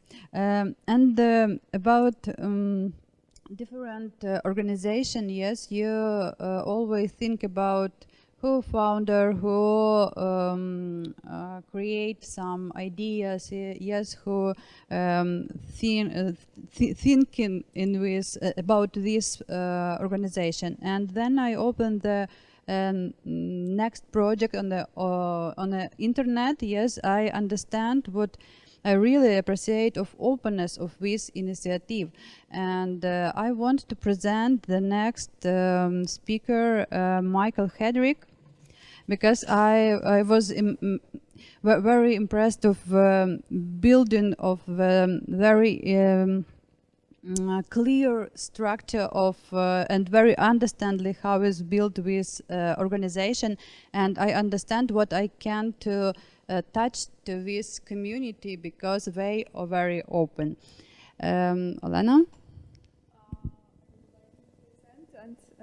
Tell a few words about Michael. He is a trained architect who now works in digital product management and business and experience innovation. He has a passion to connect people through unique experiences and democratizing support and resources for artists around the world. During the COVID-19 pandemic, Michael, along with his co-founders and team, started the first online digital residency of its kind. The vision of CO-RESIDENCY is to be a new kind of art residency to connect and create during times of crisis, even beyond the current COVID-19 pandemic. Welcome, Mike. Awesome. Thanks, guys. Yeah, so just as a kind of to build on that intro, I'm not kind of from the art industry. Even before kind of COVID-19, I was, you know, I'm a kind of business technology kind of consultant, and I work in a very different environment. But art has kind of always been there, and I was a trained architect. I've been surrounded by artists for a lot of my life, and so a lot of my friends and relationships that I've had were really impacted by COVID-19, and that was kind of the birth of co-residency. So maybe I can share my screen, and then we can kind of talk about it. Cool. Great. So just going to present. Great. So yeah, like was mentioned, co-residency is a new kind of art residency to connect and create during times of crisis. And of course, it was started in the middle of the COVID-19 pandemic, but we wanted to really build something that was going to go beyond the pandemic and almost challenge some of the norms in the art industry, but also give a voice to people who are experiencing crises and experiencing the impacts of these crises. So today I'm going to talk about our first cohort, which was responding to the COVID-19 pandemic. I'll talk kind of about our story, the artists, and then program results and learnings. And I'm really excited to kind of be in the presence of other cultural managers and other residency kind of hosts. A lot of the topics that we've talked about today already really link to the experiences that I had. So I hope that that this presentation can serve as inspiration or also confirm some of those things that you've also experienced. So, you know, at the beginning of the COVID-19 pandemic, I was actually living in Singapore. My co-founder was also living in Singapore. We both had experience living in China for the 10 years prior to that. You know, and back, you know, late 2019, early 2020, the media was really focused on this, like, I think Luigi mentioned, like, this polarization of nationalism, and also those borders were kind of coming up. And so we heard a lot of things like the China virus, the Wuhan virus. And pretty quickly, you know, at the beginning of 2020, this kind of changed to, you know, pray for Italy, or, you know, stay socially distanced in our own countries. And so we really saw kind of the spread of COVID-19 around the world from a position in Asia where we started, and kind of this polarization, and how not only were there these health impacts. But the COVID-19 pandemic actually shed light on something maybe much more, much deeper and maybe more universal in people's lives. So that was kind of our inspiration to start this and really look at artists experiencing this crisis, and also how could artists show something new about COVID-19 or this crisis through their work. So, again, like as so many of you have said, artists were really deprived of any way to rely on income. Galleries were closed, exhibitions were canceled, residencies were canceled. And so we wanted to explore maybe a new way to support arts and artists around the world. So, this kind of was the birth of how we came to co-residency and the different pillars of our structure. So one of the intentions that we had set at the beginning was to try to use digital tools and this program to provide the same kind of value that a traditional residency would provide. So that led us to kind of brainstorm around kind of 3 areas. So the first one is artist collaboration. And we've talked a lot about that today. So building a community amongst artists during the pandemic and allowing for that crossbreeding of ideas and concepts to occur. The second pillar is advisor mentorship. So, one of the things that we thought could be valuable to artists was having industry experts or advisors who could potentially speak about certain topics or speak into the work of the artists and provide that kind of support to artists. And then the third kind of pillar was public engagement. So like I mentioned before, one of the big things that we wanted to do was highlight the impacts of COVID-19 beyond the immediate, health impacts, and look at things like the economy, racism, and nationalism, and many of the other kind of topics that were unearthed by COVID-19. So these were the kind of starting points for us. We had 3 kind of objectives for our first cohort. Obviously, the first one was really quickly to launch and support artists as quickly as we could, both financially and through our programs. The second was test this new structure. Like, would this residency structure actually work? Would it have a positive impact on artist creation process? So this was a really, a really big objective for us to test and to validate, like, is this digital residency feasible? And then the third one was kind of testing social content and channels and communication, like validate that the public is interested or impacted by the work that was created by co-residency.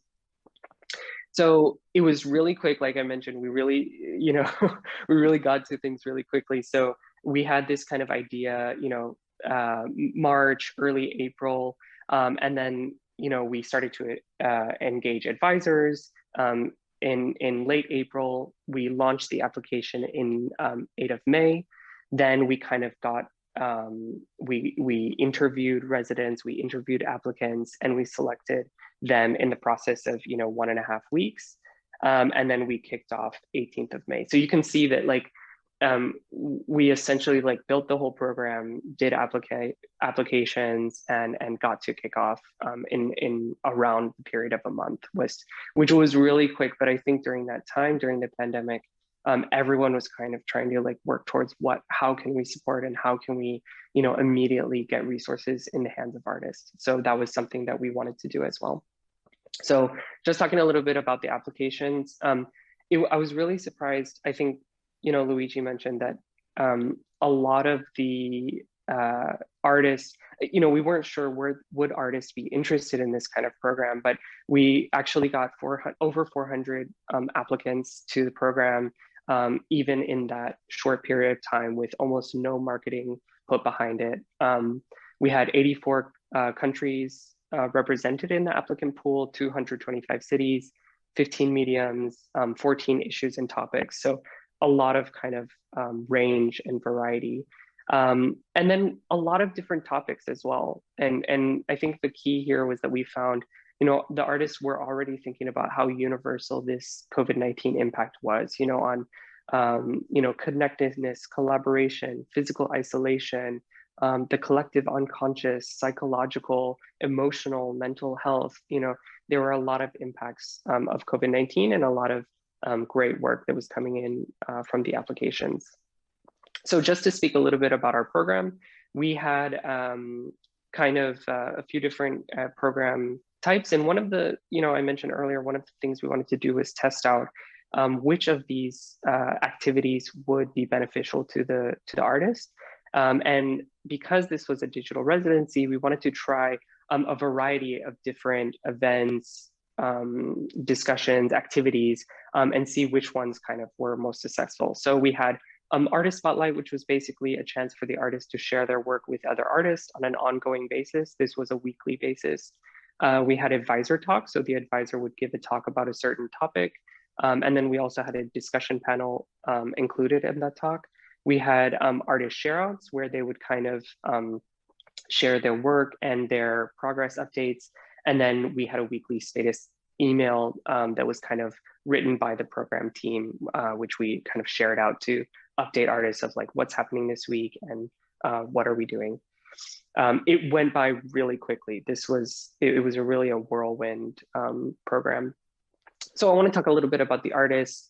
It was really, one of our intentions was to get a group of multidisciplinary artists from around the world. So diversity was super important for us. We didn't want to focus it on a specific location. I think kind of relating to what I was talking about earlier, we wanted to break down the barriers between countries. And we wanted to make sure that as we were building this program, people from many different places could have different voices, and that those voices could help to illuminate some of these topics and shed more light on how different people are being affected differently. So I'll just quickly run through these. So we had a painter from Costa Rica called Fabienne Stav, who is a playwright from Israel, and she's currently based in New York City. We had Fumban, who's a playwright and a director from Malawi. We had Gabriel and Francisco, who were doing a collaborative project from Portugal, both in kind of like experimental conceptual art and sculpture. We had Camila from Brazil, who's a photographer. We had Madison Vander Ark, who is a painter from the US. We had Yeji Yun, who's a dancer and filmmaker from South Korea.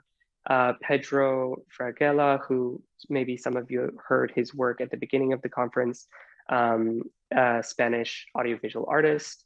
And Marcin, who is from Poland, he's a photographer. Lauren, a dancer from South Africa, and Keith, a poet from the US. And just a quick word on our advisors. These were really amazing people who offered their time and volunteered to kind of meet with artists and also provide some of their insights. And we had people like Dominic Taylor, who's the director of the theater program at UCLA, Michelle Anderson, who's a curator and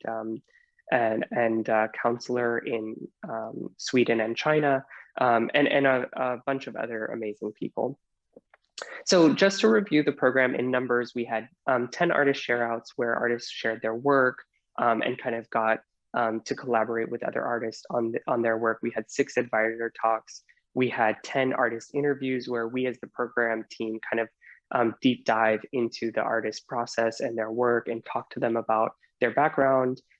We facilitated over 15 advisor one-on-ones where the advisor had a chance to work directly with the artist on a one-on-one basis, which we helped facilitate. And then over 80 progress updates, which were kind of smaller sessions where we were able to collaborate and chat over Zoom and other tools, which we used. So just to show a few of the photos, these are paintings, interviews, drawings, a photo from one of the play rehearsal that was created, sculpture, more graphic and poetic work. We had dancers, we had a play that was staged on Zoom. We had audiovisual work, we had photography and dancing. So we really had a wide range of work that came out of the program. And I was speaking kind of from my personal point of view, I was super proud and honored to be able to witness the work created during the program. So just kind of as a little advertisement, if you want to see more, we actually have all of the work exhibited on our website, co-residency.art. You can see all of the artists and see their work as the final output, and also some project information and the process that they had. So let's talk a little bit about the impacts and learnings from the program. So I'm going to talk through a few of the kind of quotes and things that we heard from the artists. So, you know, I love being part of the supportive artist community that meets regularly at a time where everything else stopped. So we were kind of this constant for the artist. It was a ray of light during this time, and that's something that I personally felt as well. Just being able to meet with the artist and connect with them. Even for me as a program manager, it was really beneficial and kind of rewarding. This residency is offering an intimate look into other realities, and this was one of our intentions at the start of the residency, was to be able to be that kind of cross border, kind of like breaking down borders, showing perspectives from different realities. And I was so proud to receive this feedback at the end of the first cohort. And then from our advisors, so, you know, this program, you know, excited for things to progress from here. And just from the feedback that we got, you know, around the quality and the execution of the work itself, which, as I mentioned earlier, I was honored to witness as well. I want to kind of pause and talk a little bit about my personal reflections, and I'm so happy that that Diana also talked about this. So, you know, I was humbled about the resilience of the artists that we worked with during this time. You know, I think everyone in the world was affected differently, but I was just humbled to witness the artists' work, and that we could be a part of them continuing to do their work.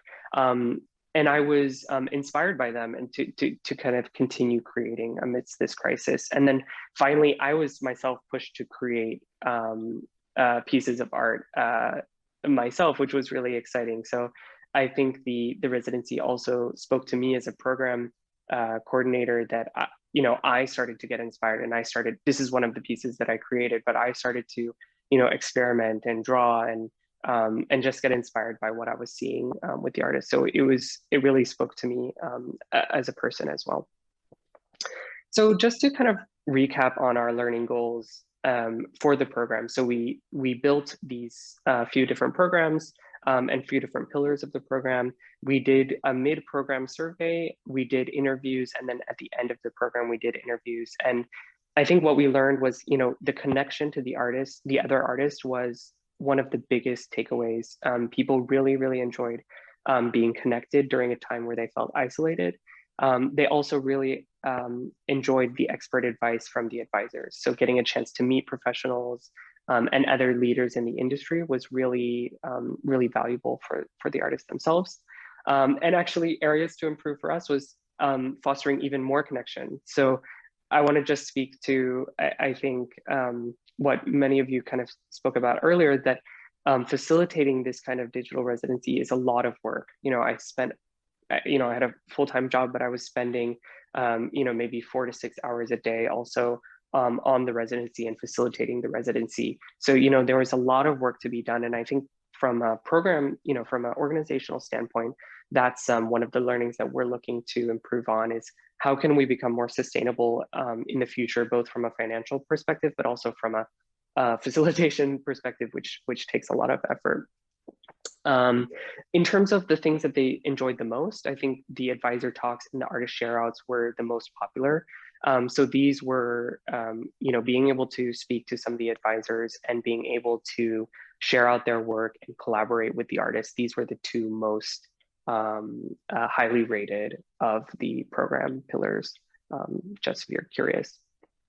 So just to speak for a minute about our challenges and learning, I think I learned that it's, you know, about quality over quantity. And if you saw that kind of first slide, where I showed like all of the different events and all of the different things that we did. If I, in cohort 2, and when we do this again, I'm going to kind of go back to that idea of quality over quantity and focusing on some of those program pillars that really spoke to the artist and ramp up those instead of trying to do too many things as a program. I think the other thing is giving enough time and space to the artist. So something we learned is that, I'm from a kind of very professional background where people are used to Zoom and calendars and calls and emails, and this is just not the same for artists. That was one thing that we learned, and so I think over communicating and setting expectations is really important. Yeah, I think the other thing is more facilitation of micro interactions between artists, and I loved the idea earlier about like chat groups and owning part of the Instagram page. I think these are ways that we could also learn and kind of foster more one-to-one interaction between the artists. And then, like I mentioned, clear communication and expectation settings with these digital tools is really important. And then I only have a few more slides, but what I want to kind of, leave us with is what made the program special. So these are all feedbacks from the artists that we got at the end of the program. The team being supportive and along the way being there and available for the artists was really important, especially during a time of crisis. Connection, so being able to connect to artists globally and the advisor one-on-ones. I think one of the feedbacks that we heard about connection is that we actually had over 50% of our artists who'd never done a residency before. So some of them even mentioned that without co-residency, they wouldn't feasibly be able to participate in a residency because of family or distance or finances. So this was something that they really treasured as an opportunity. Community, so people just felt really happy as part of this community, and were able to kind of like interact with each other. Diversity, which was again one of our intentions. The residency was kind of this diversity in terms of nationality and also in terms of mediums. So we tried to pull together a lot of different people from a lot of different places to share those experiences. And then I think the last one is like intention. So setting that intention about where we want to go, what do we want the outcome of this residency to be, and what are those guiding principles that will help us to keep us towards that true north. And then what's next? Cohort 2. So like I mentioned, we finished cohort 1 last year, and we're looking into the future. I think like many others have mentioned, right now it's really about making the program sustainable. So looking into ways to keep supporting the residency in our community, both financially and from a kind of program management standpoint. So right now we're starting the process of fundraising for cohort 2. And I'm just going to leave us with kind of like, let's co-create. I think that's the intention of co-residency as an organization, artists, advisors, other organizations, individuals, like to anyone who's listening, let's co-create and like, let's create a more inclusive and a better world for artists who are experiencing crisis. And you can reach out to us on Instagram at co_residency and co-residency.com. Thank you. Thank you. It's a great picture. I like to start with picture on the other screen because we have after a few questions had coffee break and co-create. It's great. Let's co-create. It's a great thing for all us, and I hope it's good inspiration for all who today in this conference. Please. Thank you, Michael, for so amazing presentation, and I think that you've done a very great job. And being an artist myself, I will for sure apply for the cohort 2. I'm really interested in what you do. And we have a question from Luigi. Michael, do you see a program like co-residency as complementary to traditional residency programs? Is it going to be the model of the future for those who want to engage in art residencies?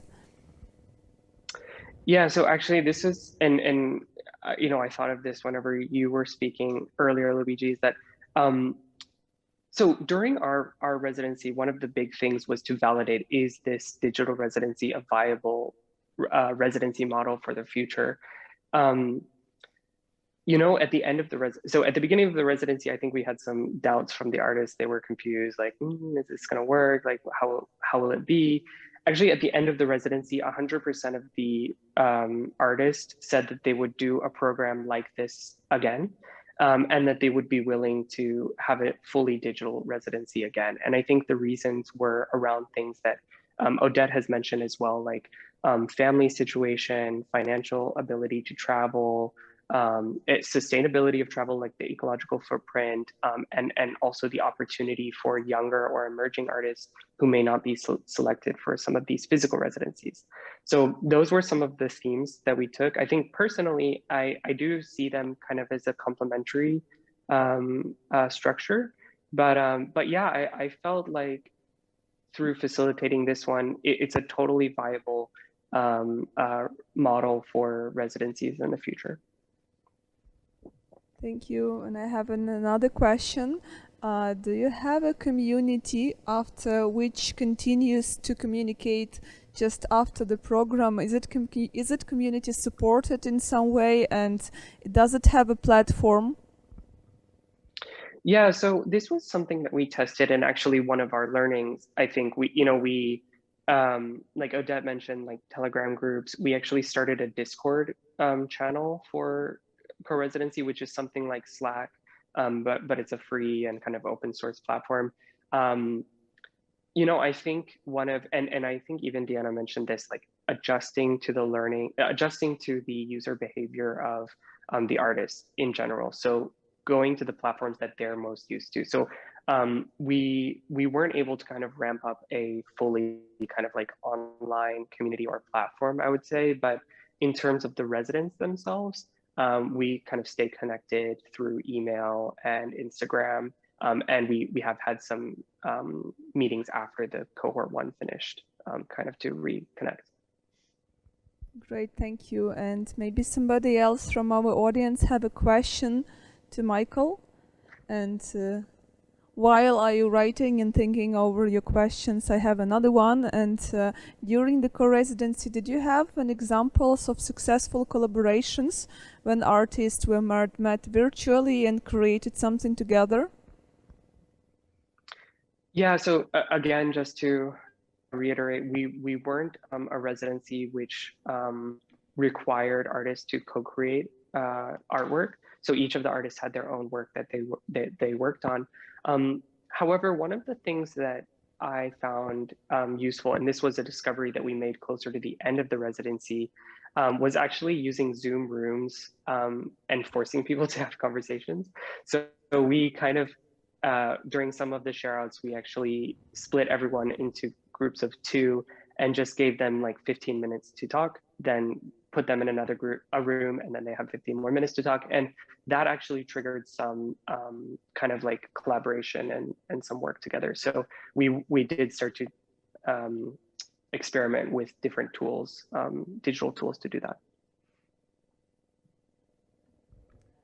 Okay, thank you very much for your questions and for answers. And I want to thank to all the speakers. We finished the first session of our conference, and we moved to the coffee break. And we need to clean virtual coffee break. Yeah. Yes. We need to clean a little bit our heads, because we've heard so many ideas, so many insights, so many projects. So we need to rest a little bit, and then we move to session 2. Thank you, everybody.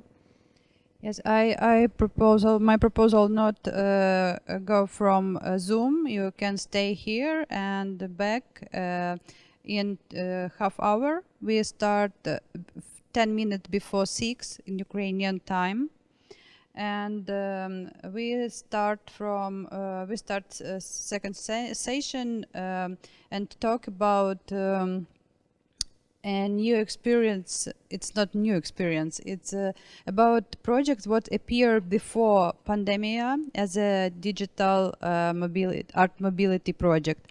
And I hope you stay with us. And thank you very much, all my dear speakers. I hope we stay in touch and co-create the last part of my project, yes, in Slack, because we have the good place for communication. And if it's possible, you can stay with us. Thank you so much. Thank you all people who hear us, and we back in half hour.